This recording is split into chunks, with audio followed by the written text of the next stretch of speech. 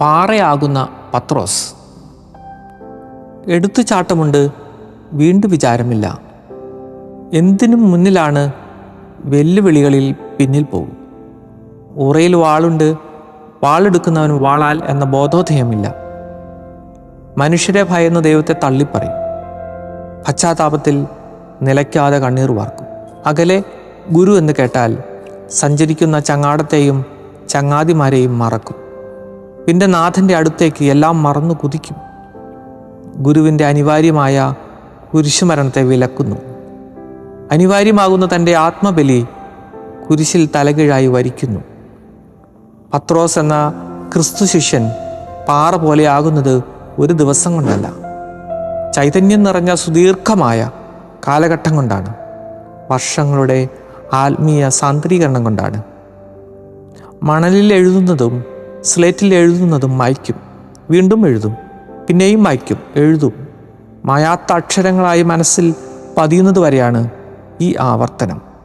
അക്ഷരങ്ങൾ മനസ്സിൻ്റെ ഫലകങ്ങളിൽ എന്നേക്കുമായി കൊത്തിയിടുന്നു.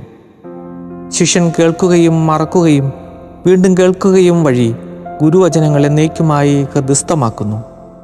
ഇതാണ് ശിഷ്യത്വം, ഇതാണ് വിദ്യാഭ്യാസം. പാറയാകുന്നതും പ്രബുദ്ധമാകുന്നതും ഒരു പരിണാമ പ്രക്രിയയാണ്. ഇവിടെ സാന്ദ്രീകരണമുണ്ട്, കനീഭവിക്കലുണ്ട്. അയഞ്ഞ ധാർമ്മികത ഉറച്ചതാവണം.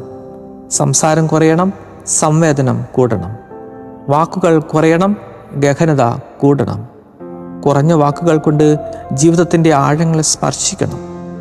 മിത്തുകളും ഉപമകളും ഒക്കെ ഇങ്ങനെ സനാതന സത്യങ്ങൾ സാന്ദ്രീകരിച്ച കഥകളാണ്. അതിനെ വീണ്ടും വിശദീകരിച്ച് നാം മറ്റുള്ളവർക്ക് വ്യാഖ്യാനിച്ചു കൊടുക്കുന്നു. അതുകൊണ്ടാണ് സ്വർഗത്തെപ്പറ്റി പറയാൻ ക്രിസ്തു ഉപമകൾ ഉപയോഗിച്ചത്. ആ വാക്കുകളിൽ സ്വർഗം ഉണ്ടായിരുന്നു. ഇളകി മാറാത്ത വാക്കുകളാണ് ജീവിതത്തിൻ്റെ പ്രതിജ്ഞകളിലുള്ളത്. ഇന്നു മുതൽ മരണം വരെ എന്ന് വിവാഹത്തിലെടുക്കുന്ന പ്രതിജ്ഞയിൽ ഇളകി മാറാത്ത വാക്കുകളാണ്. പറയുന്ന വാക്കുകൊണ്ട് കെട്ടപ്പെടുന്നു. പത്രോസിനും മറ്റു ശിഷ്യർക്കും ക്രിസ്തു നൽകിയ വരം ഇങ്ങനെയാണ്: നിങ്ങൾ കെട്ടുന്നതെല്ലാം കെട്ടപ്പെട്ടിരിക്കും, അഴിക്കുന്നതെല്ലാം അഴിക്കപ്പെട്ടിരിക്കും. പത്രോസ് വാക്കുകൾ കൊണ്ട് പിശാചുകളെ ബന്ധിക്കുന്നു, തടവിലായവരെ സ്വതന്ത്രരാക്കുന്നു. പത്രോസിനിത് സത്യമായത് താൻ പാറയായതുകൊണ്ടാണ്. ഞങ്ങൾ പറഞ്ഞിട്ട് പിശാചുകൾ പുറത്തു പോകുന്നില്ലെന്ന് ശിഷ്യരൊരിക്കൽ ഗുരുവിനോട് പരിഭവം പറയുന്നു. അതിന് കാരണം അവർക്ക് പാറ പോലത്തെ വിശ്വാസവും ശക്തമായ വാക്കുകളും ഇല്ലാത്തതുകൊണ്ടാണെന്ന് ക്രിസ്തു പറഞ്ഞു. അപ്പനും അമ്മയും വാക്കുകൊണ്ട് മകനെയും മകളെയും ബന്ധിക്കുന്നു, അച്ചടക്കം വരുത്തുന്നു, ധർമ്മിഷ്ഠരാക്കുന്നു. കരുത്തുള്ള വാക്കുകൾ മാതാപിതാക്കൾക്കുണ്ടാകണം. ശിക്ഷണത്തിന് മുട്ടിന്മേൽ നിർത്തുന്നു, എഴുന്നേൽപ്പിച്ചു വിടുന്നത് അച്ചടക്കത്തിലേക്കും അനുസരണത്തിലേക്കുമാണ്. വരുതിക്ക് നിർത്തുവാൻ അധികാരമുള്ള ശബ്ദം വേണം. അതില്ലാതെ വരുമ്പോഴാണ് ഹുതാവിഷ്ടരുടെ എണ്ണം സമൂഹത്തിൽ കൂടുന്നത്. അരക്ഷിതാവസ്ഥ കൂടെ ഉണ്ടാകുന്നത് രക്ഷകരുടെ എണ്ണം കുറയുന്നത് കൊണ്ടാണ്. പ്രവാചകരാകാത്തത് അർത്ഥം ഘനീഭവിച്ച വാക്കുകൾ പറയാത്തതുകൊണ്ടാണ്. പത്രോസ് പാറയാണ്.